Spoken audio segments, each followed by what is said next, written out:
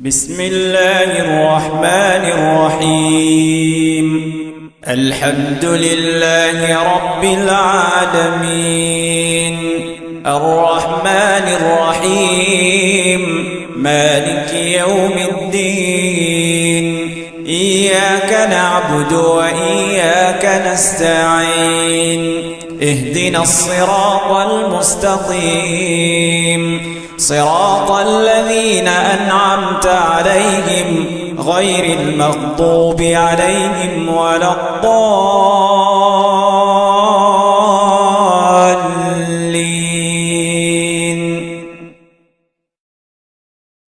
لله إن الحمد لله نستعينه ونستغفره ونستهديه ونعوذ بالله من شرور أنفسنا ومن سيئات أعمالنا من يهد الله فهو المهتد ومن يضلل فلن تجد له وليا مرشدا ونشهد أن لا إله إلا الله وحده لا شريك له ونشهد أن محمدا عبده ورسوله. C'est avec un plaisir particulier que je reviens ici à l'île Maurice pour la 10e fois et après 18 ans. La dernière fois c'était il y a 3 ans. Et qu'en ce jour de vendredi, ce jour béni, je pense à un frère au moment où je commence cette khutbah ici avec vous. Je pense à un frère, notre frère Youssouf Dohou, rahimahullah, qui, entre la dernière fois et cette fois-ci, est parti. Et au moment où nous sommes avec Allah, en ce vendredi, il est important de penser à nos frères qu'Allah subhanahu wa ta'ala a rappelés. Et nous demandons à Allah subhanahu wa ta'ala, tous ensemble, Allahumma arhamhu rahmatan wasi'a, que Dieu tu l'accueilles dans ton infinie miséricorde, et que nous pensions aujourd'hui à ce qui est le véritable enseignement de notre religion. À l'heure où je vous parle, vous avez vécu il y a quelques semaines de cela une catastrophe naturelle, des inondations, et des Mauriciens sont partis.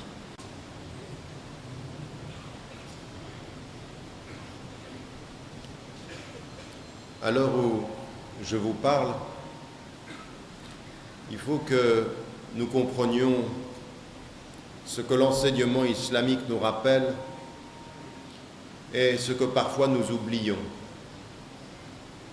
Je viens ici à Maurice et vous êtes Mauricien musulman, alhamdulillah, et vous regardez autour de vous et il y a quelques jours, une catastrophe naturelle vous a touché et a emporté des femmes et des hommes. Elle a emporté, alors qu'on ne s'y attendait pas, dans la catastrophe naturelle, parce qu'Allah subhanahu wa ta'ala décide des vies. Et lorsqu'Allah subhanahu wa ta'ala prend des vies, que ce soit les vies de ceux que l'on aime, comme ceux de notre communauté parce qu'on les connaît, ou ceux de notre famille, ou que ce soit des vies qu'on ne connaît pas, des gens qui sont nos concitoyens, eh bien, chaque fois que la vie s'arrête, chaque fois qu'Allah subhanahu wa ta'ala reprend quelqu'un, et que nous dit le prophète alayhi salam, Lillahi ma a'ta wa lillahi ma akhad wa kullu shay'in 'indahu bi ajalin musamma. À Dieu appartient tout ce qu'il a donné, à Dieu appartient tout ce qu'il reprend, et chaque chose auprès de lui a un moment déterminé. À un moment donné, ça s'arrête. Allah subhanahu wa ta'ala sait déjà pour chacun d'entre nous quand ça s'arrêtera. Nous ne le savons pas et nous essayons de faire au mieux. Mais quand la vie de nos frères et de nos sœurs en humanité, comme de la vie et de nos frères en islam s'arrête, ça nous renvoie à nous un message sur les choses essentielles de la vie. Vous avez été touché, la tristesse peut vous rappeler et vous vous souvenez du sens de la vie, que tout peut s'arrêter. Il y en a certains qui n'étaient pas présents sur le lieu, qui n'étaient pas loin, et ça nous rappelle le sens de la vie. Allah subhanahu wa ta'ala nous envoie des signes. Et l'un des signes de sa présence, c'est quand il reprend la vie et qu'il nous renvoie à une meilleure compréhension du sens de notre vie sur la terre. L'islam, ça n'est pas une religion que l'on vit à côté de sa vie. L'islam, c'est une conception de la mort et de la vie. Ce qui nous est dit dans Surat Et le mulk, quand Allah subhanahu wa ta'ala nous dit Alladhi khalaqa al-mawta wal-haya, il a créé la mort et la vie. Et la mort et la vie, c'est pour nous rappeler le sens de la vie. Et venant ici à l'île Maurice, vous voyagez et vous avez envie de rappeler aux sœurs et aux frères de l'île Maurice. Vous avez vécu la peine récemment et la catastrophe naturelle et ça vous renvoie aux choses essentielles. Mais à l'heure où je vous parle aujourd'hui, il y a des femmes et des hommes qui sont de la même religion que vous et qui continuent chaque jour de leur vie à vivre des choses terribles. Vous le savez, même si on n'en parle plus à la télévision ou pas assez, parce que malheureusement nous avons, nous, une solidarité qui est médiatique, mais à l'heure où je vous parle, vos frères et vos sœurs en Palestine, dans des territoires qui sont occupés et spoliés, eh bien continuent à vivre. Mais que vivent-ils?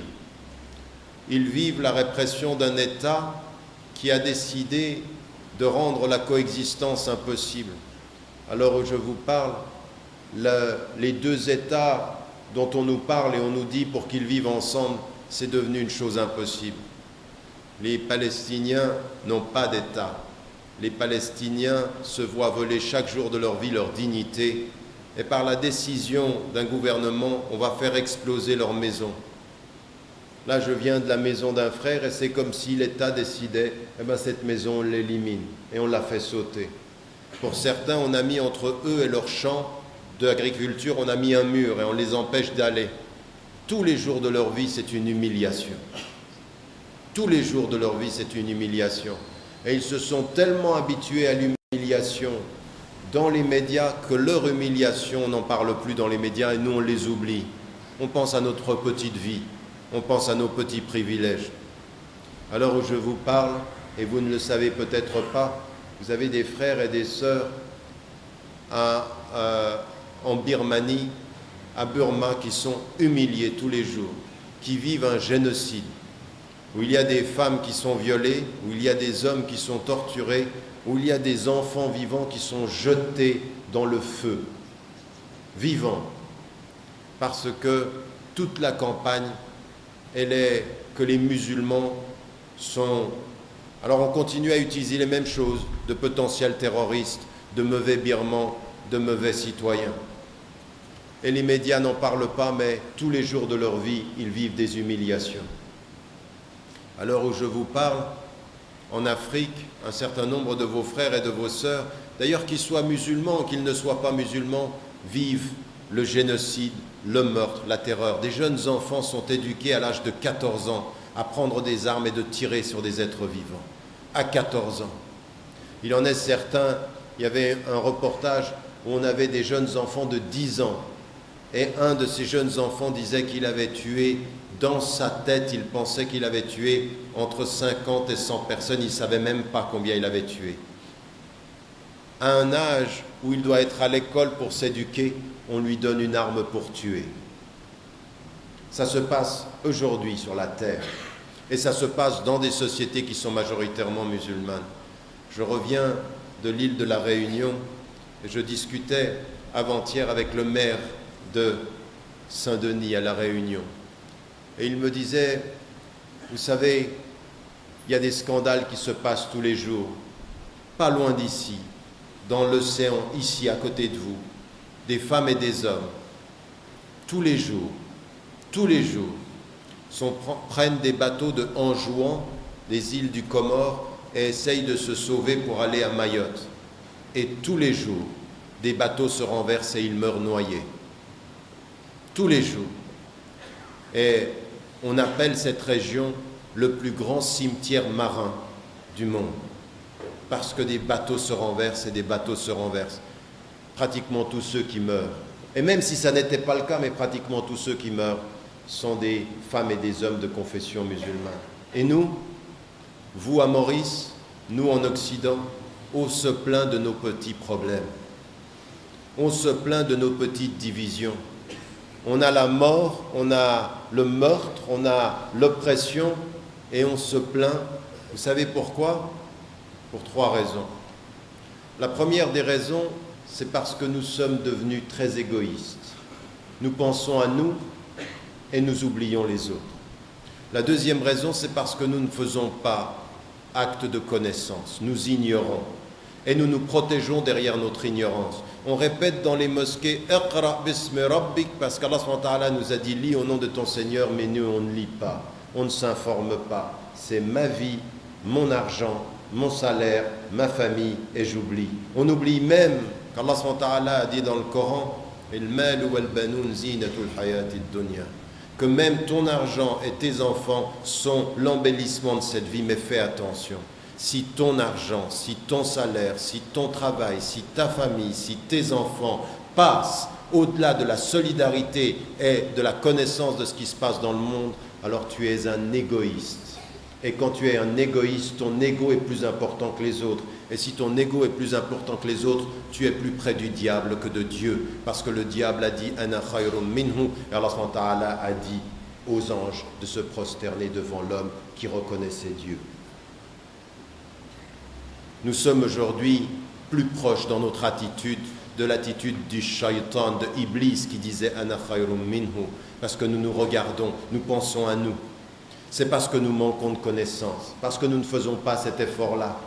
Et vous, vous êtes dans une île, à l'île Maurice, et vous pensez à votre petite île, vous pensez à vos petites affaires, et vous ne regardez pas beaucoup plus loin, parce que vous n'utilisez pas les moyens de communication que vous avez à disposition. Aujourd'hui, au lieu d'aller sur Internet regarder des bêtises, au lieu d'aller regarder sur Facebook des bêtises, au lieu d'aller regarder à la télévision des bêtises, utilisez les moyens d'information pour être des êtres plus dignes. Soyez des êtres plus dignes, parce qu'Allah subhanahu wa ta'ala, quand il dit « Walaqad karramna bani Adam » nous avons donné la dignité aux êtres humains, c'est qu'il utilise tous les moyens qui sont à sa disposition pour être un homme digne. Et qu'est-ce que c'est qu'un homme digne? Un homme dont le centre n'est pas « je », mais le centre est Dieu, et un homme qui utilise toute l'information pour être au service des autres et d'autrui. Par la connaissance. Une connaissance utile, c'est une connaissance qui nous permet de sortir de nous-mêmes pour nous intéresser aux autres. Et c'est le deuxième problème. Le troisième problème que nous avons, 1, nous sommes au centre de nous-mêmes. 2, nous n'utilisons pas la connaissance comme il faudrait. Et 3, nous sommes devenus des paresseux. Nous sommes des paresseux. Nous voulons que les choses nous viennent, nous voulons que l'argent vienne. Nous ne sommes pas des gens engagés. Même dans mes visites, ça fait la 10e visite que je fais. Ceux qui m'invitent, c'est une poignée de personnes. Où sont les autres? Où est cette communauté de solidaires, de gens qui ont compris ce que c'était que l'islam? Alors c'est ça le message essentiel aujourd'hui. Qu'est-ce que c'est être avec Allah subhanahu wa ta'ala? Et qu'est-ce que ça veut dire quand on sait tout ce qui se passe? Eh bien la première des choses, quand Allah subhanahu wa ta'ala nous dit par l'intermédiaire de... Vous connaissez l'histoire de Youssouf alayhi salam. C'est tout à fait édifiant l'histoire de Youssouf alayhi salam. Parce que Youssouf alayhi salam, on prend son histoire et on comprend que son histoire est l'histoire d'un jeune homme dont les frères ont voulu le tuer. Et les frères ont voulu le tuer par égoïsme, ils voulaient être mieux aimés par leur père que lui. Et lui, comment il a répondu? Quelle a été la réponse de Youssouf alayhi salam? Il a été attiré par une femme, il a dit « je n'en veux pas ». On a voulu lui donner de l'argent, il a dit « je n'en veux pas ». Mais quand il a eu le pouvoir, qu'est-ce qu'il a fait? Il a pris son père, il a pris sa mère, il les a mis là où ils devaient être et il a dit à ses frères « je ne vous en veux pas ». Vous avez agi égoïstement, je réagis spirituellement. Mon père et ma mère, je les honore, mes frères, je les aime. Il a répondu à leur égoïsme par la solidarité. Parce que lui, avant que vienne le prophète, il avait compris et appliqué une parole très très forte.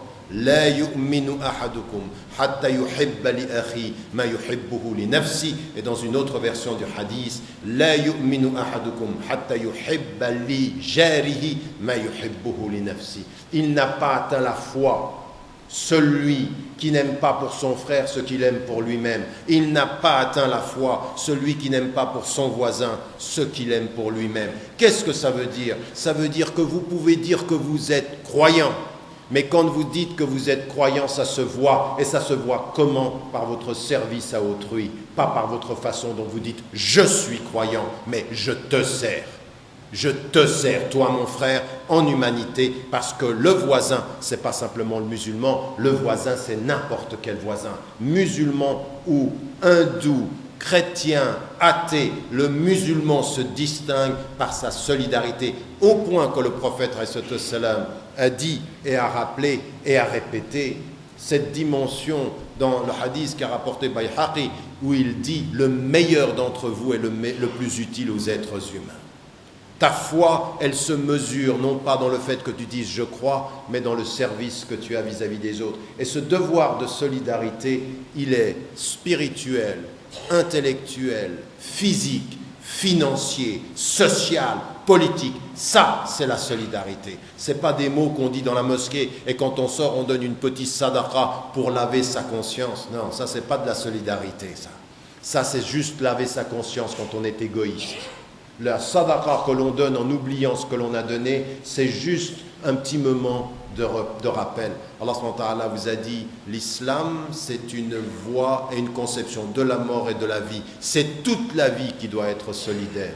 Et quand vous êtes à Maurice et que vous regardez le monde, comprenez, Allah il nous envoie des signes. La mort de vos frères et de vos sœurs et leur oppression, comment vous réagissez à cela? Et comment vous, ici à l'île Maurice, vous vous occupez de ceci? Et je me souviens de ces propos de notre frère, rahimahullah, Youssouf, quand il était très très énervé par rapport à la communauté musulmane. Parce qu'il disait, ils parlent tout le temps de foi, mais ils ne sont pas solidaires.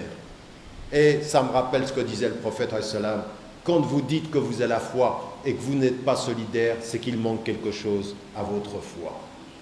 Il manque quelque chose à votre foi. Que Dieu nous aide, Inch'Allah, et que nous essayons les uns et les autres de nous souvenir de ces éléments-là aussi, Inch'Allah.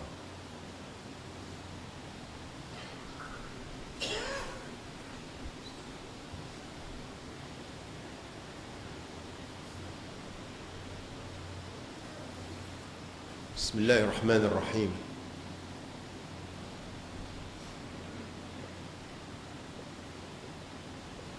Comment être solidaire? Comment répondre au prophète quand il nous dit que le meilleur d'entre nous est le plus utile? Il est en train de donner une qualité à notre foi. La première des solidarités, je vous l'ai dit, vous êtes ici des frères et des sœurs, si vous comprenez ce que je suis en train de dire, c'est que vous êtes capable d'entendre, de comprendre, de lire. Peut-être pas des livres, mais vous pouvez lire des articles. Vous pouvez vous renseigner.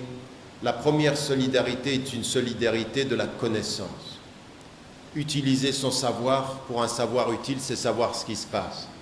Chaque fois que je viens à l'île Maurice, je ne viens pas simplement vous parler, j'écoute ce qui se dit, je comprends, j'enregistre ce qui se dit, j'acquiers de la connaissance. Je ne viens pas simplement vous donner, je viens prendre. Et ce que je prends ici, je pars à l'autre côté du monde et je parle de ce qui se passe à Maurice. Je transmets de la connaissance. C'est un travail de connaissance. Voyager, c'est acquérir de la connaissance. Il faut voyager. Et le hijra du prophète, c'est un acte de connaissance. Ce n'est pas simplement changer de lieu, c'est apprendre. Quel temps vous donnez à votre apprentissage? Et avec cet apprentissage, un devoir de solidarité. Quand vous apprenez ce qui se passe pour les Palestiniens, quand vous apprenez ce qui se passe pour les Africains, quand vous apprenez ce qui se passe dans l'océan Indien, qui est le vôtre ici, dans cet océan-là, nous, il y a quelques années, on voulait faire des rencontres avec des gens qui venaient aussi des Comores. Il y en a ici, des frères et des sœurs du Comore. Il y en a qui meurent tous les jours dans des bateaux par la pauvreté. Quel est votre acte de connaissance? Non, la vraie connaissance de ce qui se passe. Pas de vous plaindre de vos problèmes. Nous, les musulmans, on est divisés, ça va pas. Mais tais-toi, tais-toi. Donne de ton temps pour apprendre, donne de ton argent pour aider, donne de ton temps pour aider. Et tais-toi, arrête de nous parler tout le temps des mêmes problèmes. Et lui, il est de telle école, et lui, de tel madhab, et lui, il est wahhabi, et puis lui, il est soufi. Mais tais-toi. Tais-toi. Le prophète, s'il devait s'occuper de tous les petits problèmes dans sa communauté, il n'aurait rien fait. Il imposait aux gens, tais-toi sur les détails, bats-toi sur l'essentiel. Nous, on s'occupe du détail et on oublie l'essentiel. Et l'essentiel, c'est ce dont je vous parle, c'est cette solidarité-là, c'est comment est-ce que l'on est par la connaissance. Et la solidarité aussi, le fait du don de ce qu'Allah subhanahu wa ta'ala. Regardez les premiers versets. Kalla bal la tukrimuna al-yatim wa la tahadduna ala ta'am al-miskin. C'est ça la distinction des musulmans. Non, vous dites que vous êtes croyants comme les Arabes. Qalat al-a'rabu amanna qul lam tu'minu. Lam tu'minu, c'est pas vrai. Les Arabes, ils ont dit, on a cru. Non, c'est pas vrai. Wa lamma yadkhul al-iman fi qulubikum. C'est pas vrai, vous ne croyez pas. Vous êtes qulu aslamna. Dites, nous sommes musulmans. Mais la foi, elle n'est pas là. En fait, vous pouvez être musulman dans votre pratique et pas croyant dans votre cœur. C'est ça que dit le verset de Surat al-Hujurat. Les Arabes ont dit, amanna. Non, c'est pas vrai. C'est-à-dire, vous êtes en train de prier, vous êtes en train de donner de l'argent, mais votre cœur, il est où? La foi, elle n'est pas rentrée dans votre cœur. Et nous, toutes nos disputes, elles montrent ça. On est des musulmans dans la forme. On n'a pas encore la foi de la lumière dans notre cœur. C'est ça que ça veut dire. Et c'est là où il faut qu'on change. Qu'on parle moins de ces divisions, qu'on soit beaucoup plus... Arrêtez avec tout ça. Regardez cette mosquée, vous allez regarder, toi t'es de quelle école, toi t'es de quelle école, croyez qu'on a le temps pour ça? Croyez que celui qui est dans le bateau qui va se renverser entre Anjouan et puis Mayotte, il a le temps de penser à quelle école il est? On se bat sur le bateau, sur les écoles? Quel est l'imbécile qui sur le bateau qui est en train de se noyer, est en train de se poser la question de quelle école tu es? Si quelqu'un lui dit de quelle école, tu vas pas te taire toi? Est-ce que tu vas pas te taire? Est-ce que c'est ça l'islam? L'islam, c'est de nous sauver ensemble. C'est un devoir de solidarité, par la connaissance. Et puis ensuite, par le don, par le fait de donner. Et vous devez choisir toujours en cercle concentrique. Donnez à vos parents. Donnez à vos enfants. Donnez à votre femme. Donnez à votre mari. Donnez. Le don, c'est ce qui fait toute la différence. La qualité du bon musulman se mesure à ce qu'il donne par sa présence. Il est une lumière là où il est, il donne de l'affection, il donne du temps, il donne de la reconnaissance. Et ça commence comme ça, dans la mosquée ou à la maison, ce que vous donnez à vos parents. Tout à l'heure, on a des journalistes qui viennent vers nous, ils nous disent les enfants ne respectent plus les parents. Mais c'est vrai, parce que les enfants ne savent plus ce que ça veut dire donner à son papa et donner à sa maman. Donner à son papa et donner à sa maman. C'est ça, c'est une solidarité. Donner à ceux que la société considère comme inutiles, vous les considérez comme utiles affectivement, spirituellement. Il y a des êtres spirituellement utiles, socialement inutiles. Socialement, ça ne nous intéresse pas, c'est spirituellement qui compte. Parce que socialement, ils n'apportent pas l'argent. Mais spirituellement, ils apportent le paradis. Regarde ton père et regarde ta mère. Tu peux te dire que peut-être qu'eux ne te donnent aucun revenu financier. Mais il n'y a que pour aller au paradis. Il n'y a que. Même dans leur erreur, même dans leur manque. Ça, c'est ce que nous a enseigné le prophète sallam. Que lui-même, qui était orphelin d'abord de père, puis ensuite de mère, jusqu'à la fin, il a rappelé ses parents. Jusqu'à la fin, il savait d'où il venait. Parce que si vous ne savez pas marcher avec vos parents, c'est que vous marchez sur une route qui n'a pas de sens. Ça, c'est de la solidarité réelle, c'est ça dont on parle. Et donc là, il faut agir aussi par rapport à nos pauvres, par rapport aux gens qui sont dans le besoin. C'est la foi, c'est de la solidarité. Allah subhanahu wa ta'ala, dès le début, il lie la foi à cette solidarité, au don, au fait de donner. Donc on donne par la connaissance, on donne avec le temps. Le temps que l'on a, on le donne. Il faut donner un peu de temps aux gens, pour les écouter, pour ses parents. On donne aussi de l'argent quand on peut, raison pour laquelle on jeûne pendant le mois du Ramadan, c'est qu'on prend sur nous avec notre corps. Et le prophète, salam, il était généreux, même s'il n'avait rien. La générosité, ce n'est pas de donner ce que l'on a. La générosité, c'est parfois donner ce que l'on est. Et là, on s'arrête, chacun d'entre nous, on est dans une mosquée, c'est vendredi, ou alhamdoulilah. Qu'est-ce que tu es et qu'est-ce que tu as à donner? Pas dans ta poche, mais avec ton cœur. Qu'est-ce que tu donnes? Qu'est-ce que ton cœur donne? Qu'est-ce que tu es et qui donne? Parce qu'il y en a certains, ils donnent ce qu'ils ont parce qu'ils ne savent plus donner ce qu'ils sont. Parce que ce qu'ils sont, c'est devenu ce qu'ils ont. Donc c'est vide. Mais ils peuvent dire, comme les Arabes, à l'époque du prophète, Amanna. Et la réponse du Coran, Lam tu'minu. Contre votre corps prie, il faut éduquer votre cœur à prier avec votre corps. Et ça se voit comment? C'est comment vous êtes avec les gens à l'extérieur. Parce que votre foi n'est pas complète si vous n'êtes pas solidaire. Parce que votre foi n'est pas complète comment vous traitez votre voisin. Votre foi n'est pas complète comment vous traitez votre femme ou comment vous traitez votre mari. Si votre femme a quelque chose à dire, il faut prendre le temps de l'écouter. Si votre mari a quelque chose à dire, il faut prendre le temps de l'écouter. Si votre enfant a quelque chose à dire, ou si vous avez... Il faut prendre du temps. Et c'est là aussi, être généreux avec son temps, c'est important. Et chacun d'entre nous, je suis le premier en vous parlant comme ceci, quand on demande à Allah subhanahu wa ta'ala de nous aider, on lui demande de nous aider à être meilleur dans ce sens-là, Inch'Allah. Demandez-lui ça. Demandez qu'il associe votre foi avec la générosité. Et chaque jour de votre vie, quand vous avez des problèmes, quand vous regardez l'île Maurice et que vous vous dites c'est difficile dans notre vie, pensez à vos frères et vos sœurs qui voient leur maison dynamitée, qui voient leurs enfants disparaître. Moi, je pense souvent à cette dame qui se réveille le matin, elle a toute sa famille, et à 1h de l'après-midi, elle a perdu 5 enfants et son mari. Et vous savez ce qu'elle dit? Elle pleure. Elle pleure parce que même le prophète, quand des gens qui l'aimaient partaient, pleuraient. Elle pleure, mais elle dit comme lui. Allahu Akbar. Pas comme nous on le dit quand on est dans des conférences. Allahu Akbar, takbir, Allahu Akbar. Ça c'est non, non, non. Avec toute la tristesse du cœur et toute la compréhension. J'ai perdu mon mari, j'ai perdu mes enfants. Mais Allahu Akbar. Allahu Akbar. Vous voyez la différence entre la façon dont nous disons Allahu Akbar comme un slogan et la façon dont elle dit Allahu Akbar comme le sens de sa vie. Allahu Akbar, ça veut dire quoi dans votre vie? Qu'il est le plus grand et que vous donnez, ou qu'il est le plus grand et que vous amassez? Qu'est-ce que veut dire Allahu Akbar dans votre vie?